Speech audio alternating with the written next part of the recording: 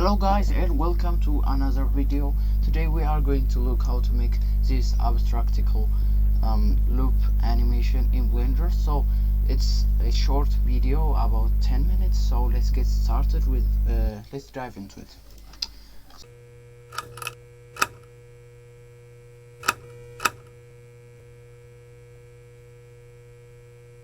So screencast keys, oh my god. Okay, delete all thing.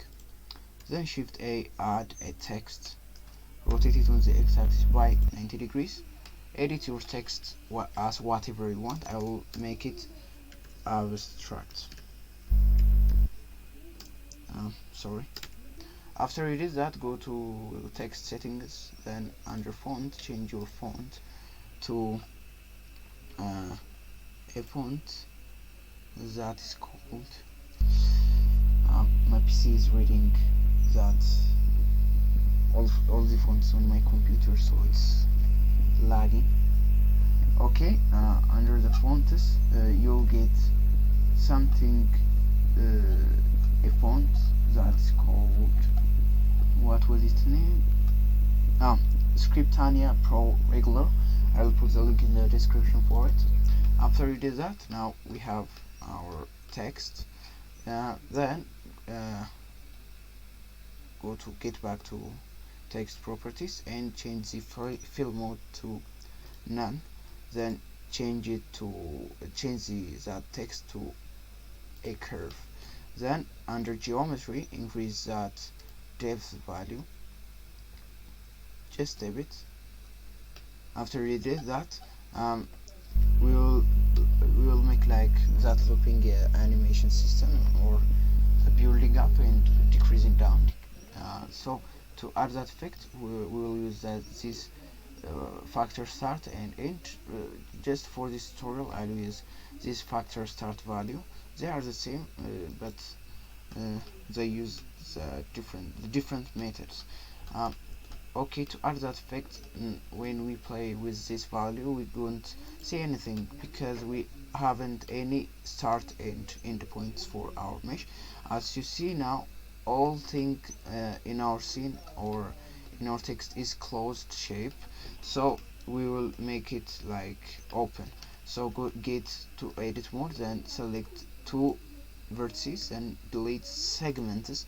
Then now we will get some cool effects when we play this. When we play with this factor start, you will see that we are getting our desired effect.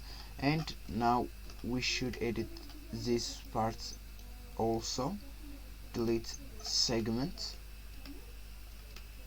and delete the segment. It's way big, so I also divide it. Sorry. Subdivide. Then you can select one of the vertices and delete it, and now we will have a short gap between them. Let's see it. Okay, we are getting 8 done, and we are getting some glitches, so I will delete more vertices here. Then delete segments, and now we'll have something pretty good. And under this shape X segments, oh sorry, subdivide it. If its gap is so long, so you can subdivide it and delete that segment. For the T, delete segment, and for S, delete the segments, and again those two segments, just to make it like to have end in the start point. And delete the segment and delete this segment. And for the C, it's simple shape, so delete that segment. And for T, the same as C. Then now we have done our mapping of our curve. play that start value when we sorry, I forget to delete some vertices of R. Now when we drag this start value up, we will see some magic. I again forget to delete some vertices over here. X segments. Now we will have that pretty good animation. Now we are getting to animate it. So go to the timeline, check that you are in frame 1. After that, change to increase it to 1, the factor start timing. Then I to insert a keyframe. Then get to the last frame. Then because we are going to make it like loop, so then go to frame 120, then make it 0. Then now we will have animation, a simple animation, but I want to make it like when we play this animation, as you see now, it gradually go up, and it doesn't keep that much time on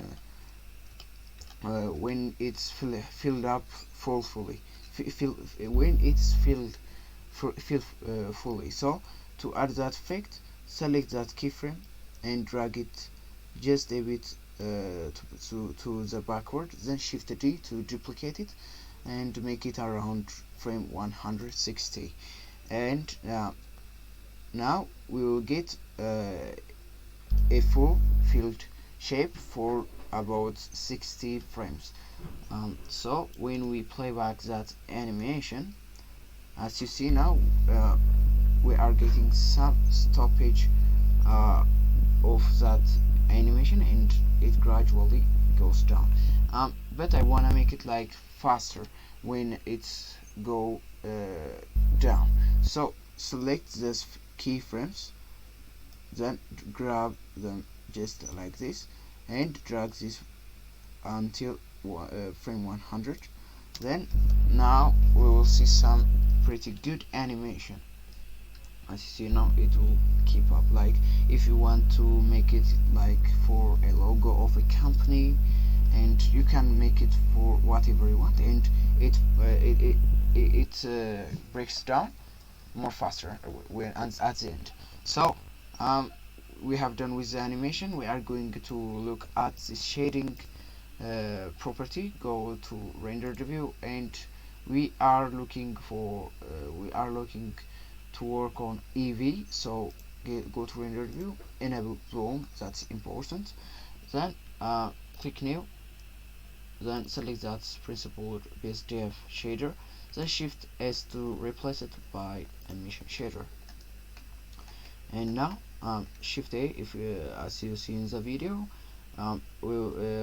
we have a gradient, a rainbow gradient. So shift A to add a color ramp.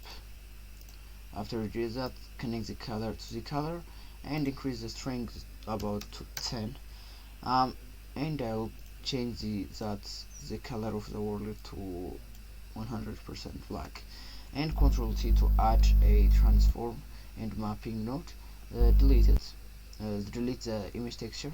We don't want it, and connect that vector value to that factor, and change the black color of our color ramp to something like violet, and change the white to right, and we are getting nothing. So to get that rainbow like thing, go to RGB and select HSV, then change the near to far, and let me go to some full filled frames. Okay, at this frame, as you see now, we are getting some cool effects, but I want to make it like I want to have red and yellowish colors. Then drag So drag this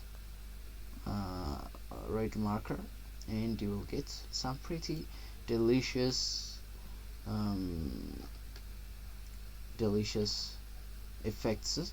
um, Make sure that you connected the UV to the vector of mapping node, because that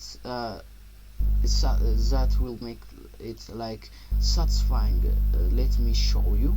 As you see now, when it when it goes like increase that shape, fill that shape, at the edge we can see that bluish color, and it gradually changes its color to red. As you see now, for example, as you see now in this frame, we have a red color on this part. When we go when we drag to the left the timeline, as you see now, it gradually changes its color to blue. So that effect is awesome. That's why I choose that UV node. So it's a good animation. I am so satisfied. Okay guys, it's the end of